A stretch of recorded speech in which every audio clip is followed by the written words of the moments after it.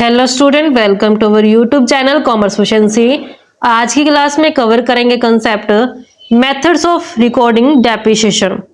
दो method cover किए जाते हैं इस कंसेप्ट के अंदर।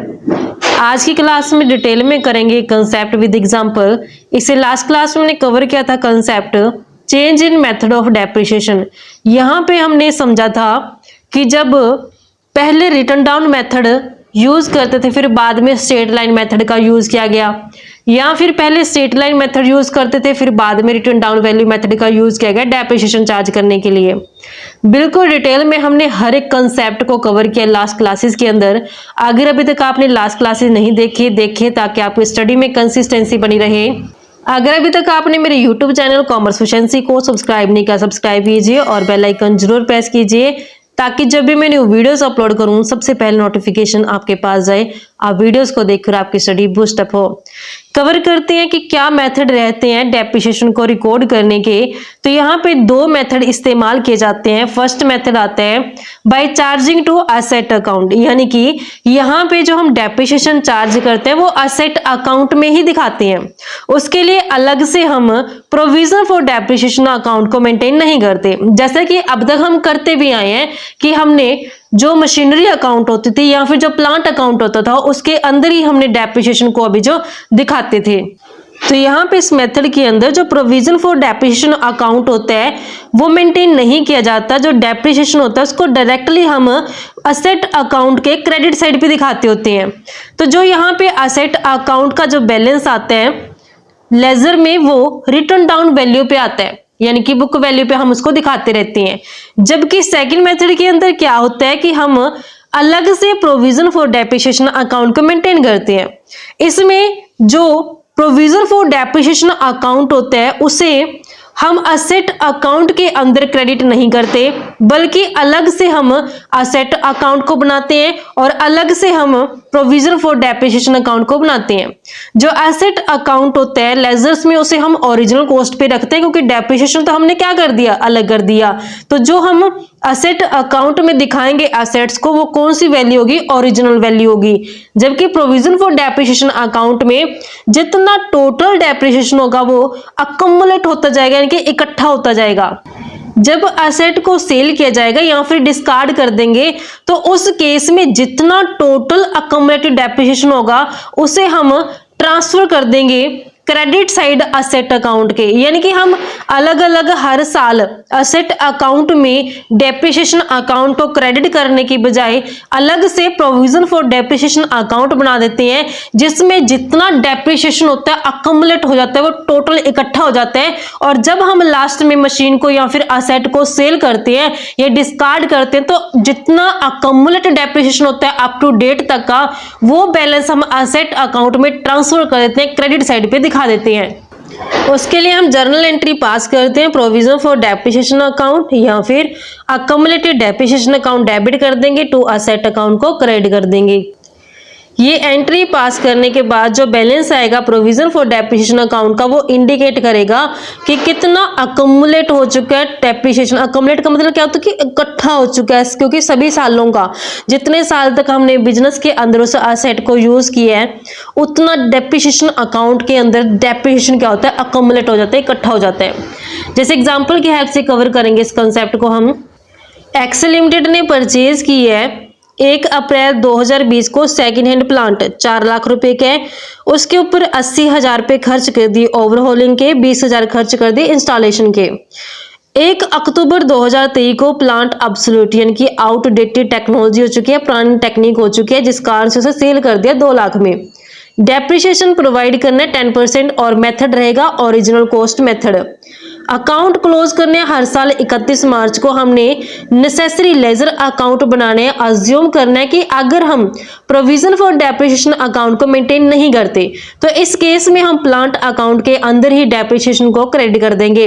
सेकंड केस आता है कि जब हम प्रोविजन फॉर डेप्रिसिएशन अकाउंट को मेंटेन करेंगे, यानी यहाँ पे हम 2 अकाउंट बना के चलेंगे, प्लांट अकाउंट अलग बनाएंगे जो ओरिजिनल कॉस्ट में दिखाया जाएगा और प्रोविजन फॉर डेप्रिसिएशन अकाउंट अलग बनाएंगे जिसमें अक्युमुलेटेड डेप्रिसिएशन को दिखाया जाएगा।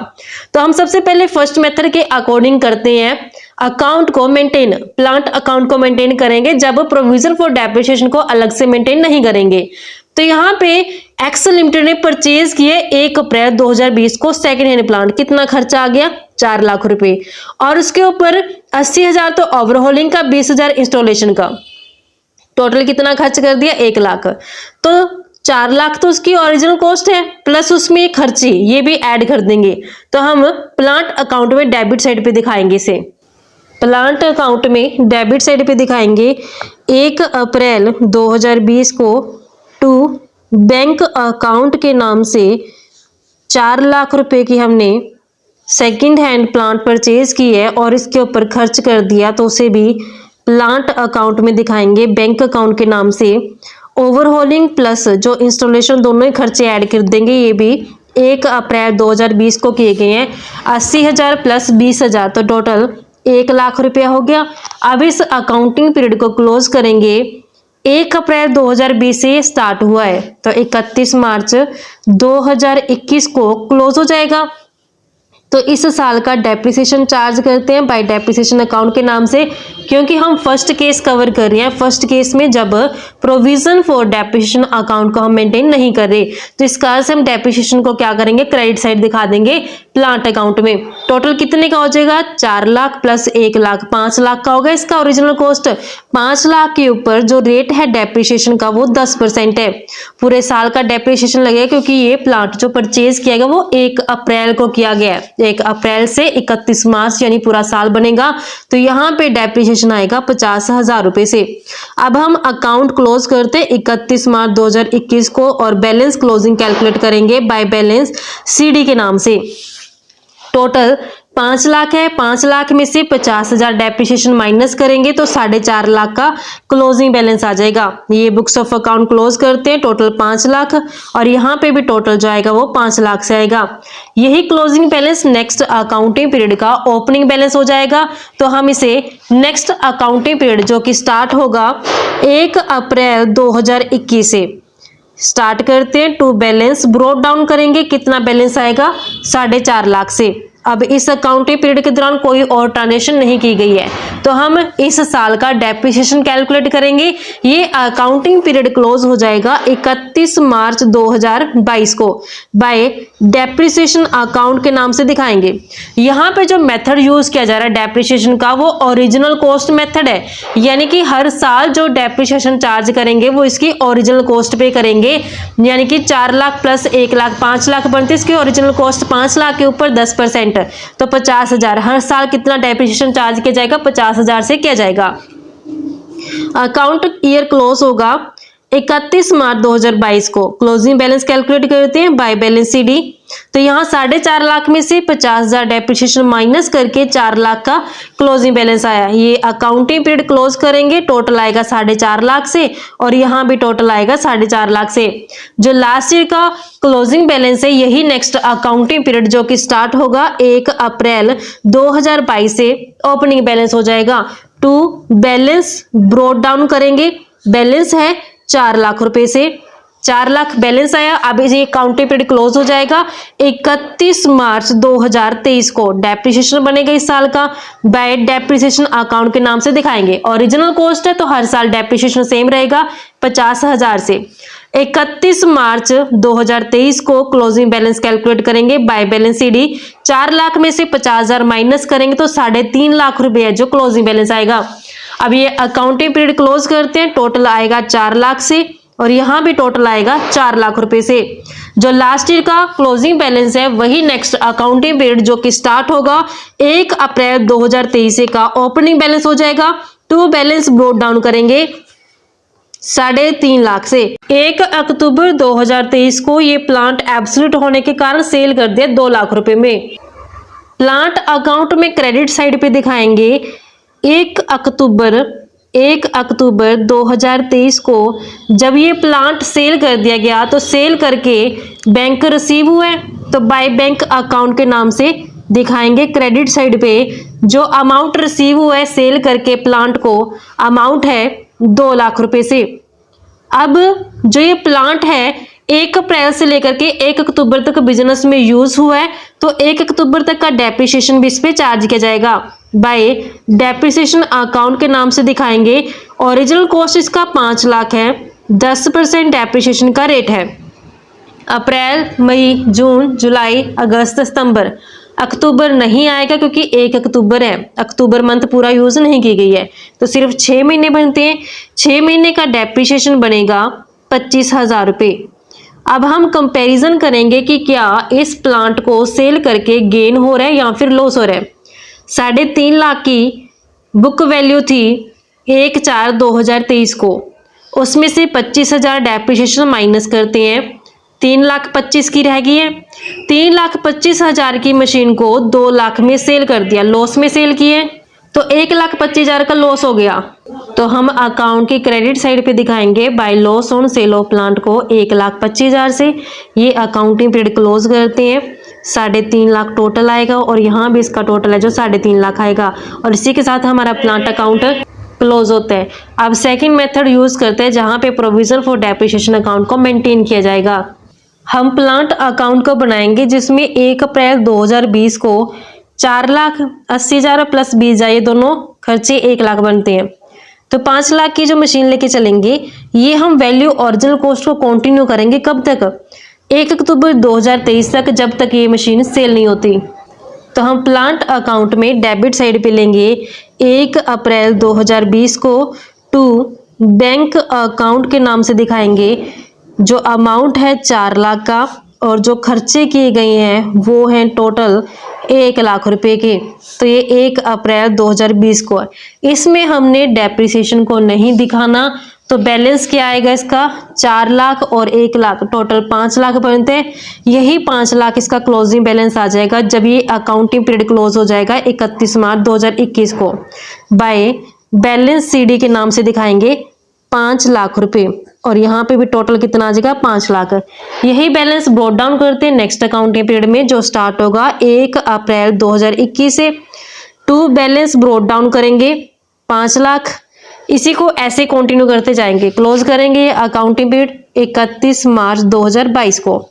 क्लोजिंग बैलेंस हो जाएगा बाय बैलेंस सीडी, कितना आएगा, सेम 5 लाख से। क्लोज करते हैं, टोटल 5 लाख और यहाँ भी टोटल कितना, 5 लाख। फिर ये बैलेंस ब्रॉट डाउन करेंगे नेक्स्ट अकाउंटिंग पीरियड 1 अप्रैल 2022 को। टू बैलेंस ब्रॉट डाउन करते हैं 5 लाख से और यहाँ क्लोज करेंगे अकाउंटिंग पीरियड 31 मार्च 2023 को। तो ये क्लोजिंग बैलेंस हो जाएगा by balance CD, closing balance 5 lakh.